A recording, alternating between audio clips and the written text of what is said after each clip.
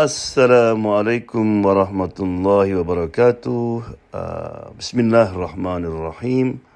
Alhamdulillahi rabbil alamin. Wassalatu wassalamu ala Sayyidina Muhammad wa ala alihi wa sahbihi ajma'in. Para pendengar Radio Rosil yang saya hormati, berita dari langit kali ini adalah tentang Gaza. Karena setiap kita melihat apa yang terjadi di Gaza, hati kita merasa sedih. Ya Allah, tiap detik kota itu dibom dan tiap detik korban berjatuhan. Di antaranya anak-anak, saya lihat Allah, anak-anak lagi ditarik dari puing-puing bangunan itu. Banyak ibu-ibu yang menangis karena kehilangan anak-anaknya. Right?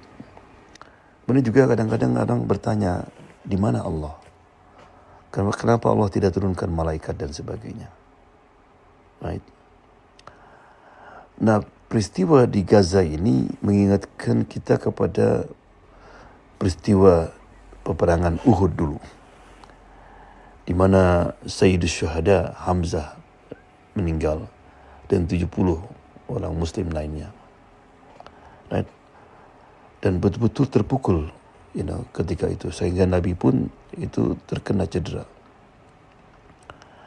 Maka Allah Subhanahu wa taala untuk menghibur pertama para keluarga yang ditinggalkan, orang-orang yang mereka cintai, Allah menghibur dengan menurunkan ayat dalam surat Al-Imran, وَلَا تَحْسَبَنَّ الَّذِينَ قُتِلُوا فِي سَبِيلِ اللَّهِ أَمْوَاتًا بَلْ أَحْيَاءٌ عِنْدَ رَبِّهِمْ يُرْزَقُونَ. Janganlah kamu mengira bahwa orang-orang yang gugur di jalan Allah itu mati. Bahkan mereka hidup di sisi Allah dengan mendapatkan rezeki Allah. Right? Kemudian farihina bima atahumullahu min fadlih. Mereka dalam keadaan gembira disebabkan kurnia Allah yang diberikannya kepada mereka. Gembira. Wa yastabshiruna billadzina lam yalhaqu bihim min khalfihim alla khaufun alaihim wa lahum yahzanun. Allah.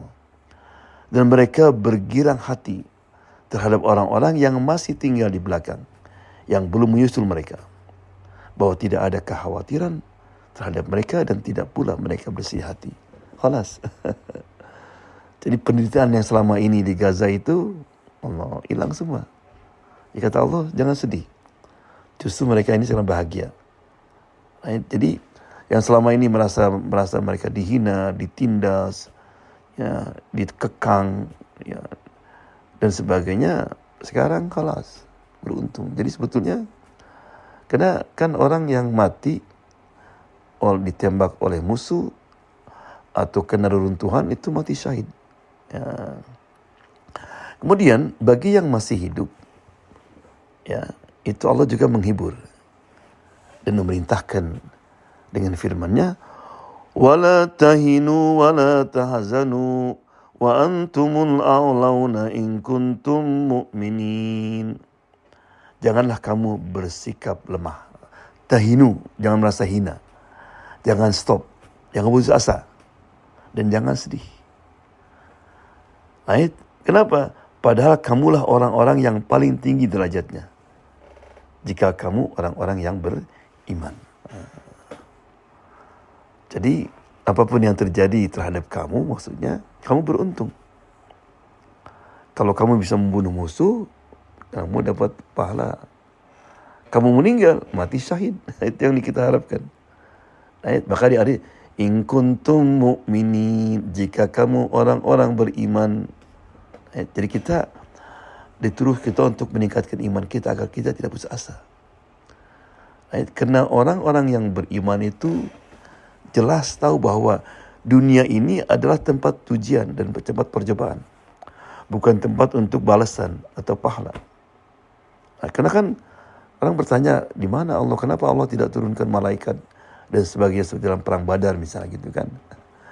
Kata Allah, itu Allah tahu dan Allah bisa saja Dan apa yang terjadi kemarin pun, ya di samping memang tawakal dan keyakinan orang-orang Hamas itu, al-Muqawamah, ya, dan juga bantuan Allah Subhanahu wa taala membuat mereka sampai tertutup matanya itu.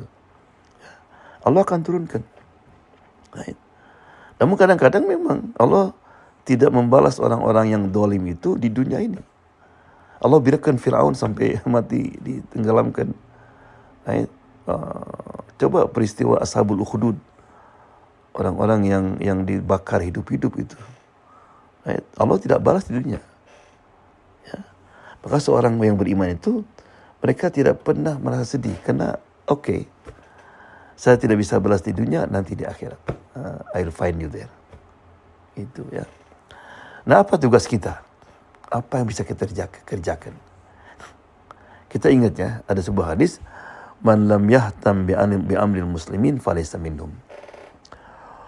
Orang yang tidak care, tidak memperhatikan apa yang terjadi pada orang-orang mukmin, orang-orang muslim, mereka bukan dari golongan muslim. You are not muslim.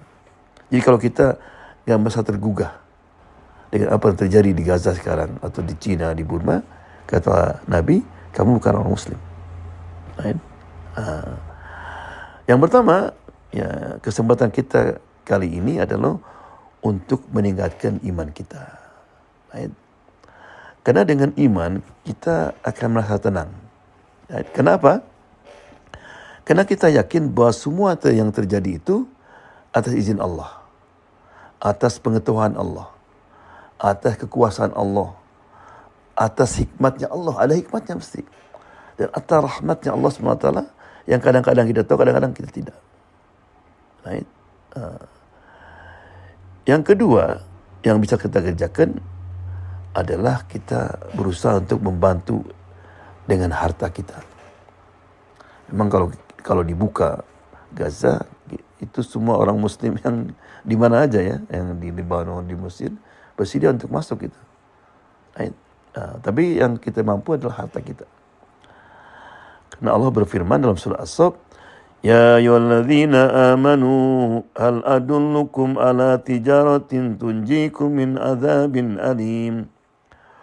Wahai orang-orang yang beriman, maukah aku tunjukkan suatu perdagangan yang dapat menyelamatkan kamu dari azab yang pedih. Allah. Dagang dengan Allah Subhanahu wa taala. What you have to do?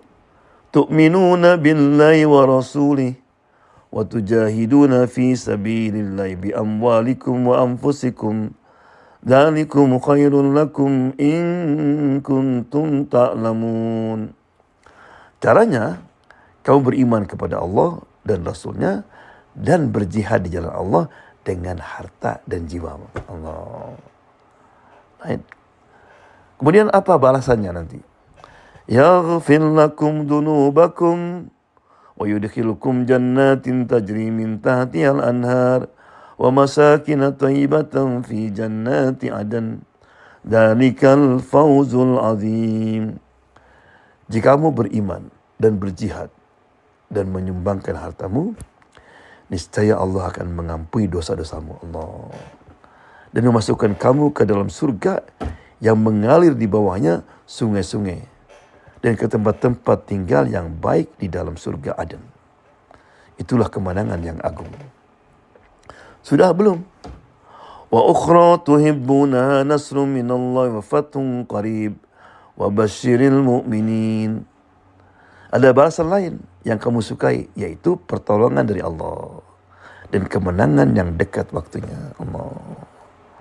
Subhanallah. Right? Jadi kita alhamdulillah, kita mungkin dapat pahala syahid nanti karena kesumbangan kita itu. Yang ketiga, yaitu dengan membekot produksi-produksi musuh. Right? Ini hak kita. Dan ini telah berhasil berkali-kali.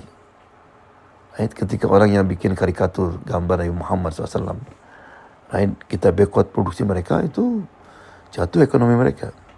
Sampai akhirnya Perdana Menterinya minta maaf. Bisa juga ini dengan adanya Prancis kita bekot. Right. Yang keempat ya adalah dengan menyadarkan umat.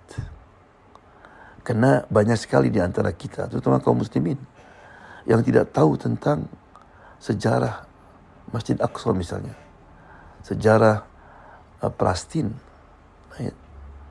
Dan banyak orang salah faham. Apalagi di Amerika sini.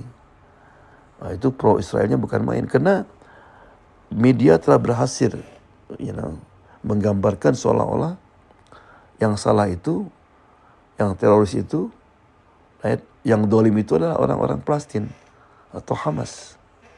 Itu berhasil. Dan banyak juga orang Muslim yang tidak begitu mengerti. Jadi nggak simpati mereka. Ini tugas kita, terutama anak-anak kita. Sampai ke sejarah Palestina, perjuangan Palestina. Tentang pentingnya Masjid Aqsa. Bisa kita lihatkan video-video bagaimana kebiadaban, kejahatan orang-orang Israel itu sejak 70 tahun, coba bayangkan. Penindasan dan penderitaan yang dialami orang-orang di Gaza itu, dan kesabaran mereka. Kita ceritakan. Tugas kita itu. Apapun yang kita kerjakan.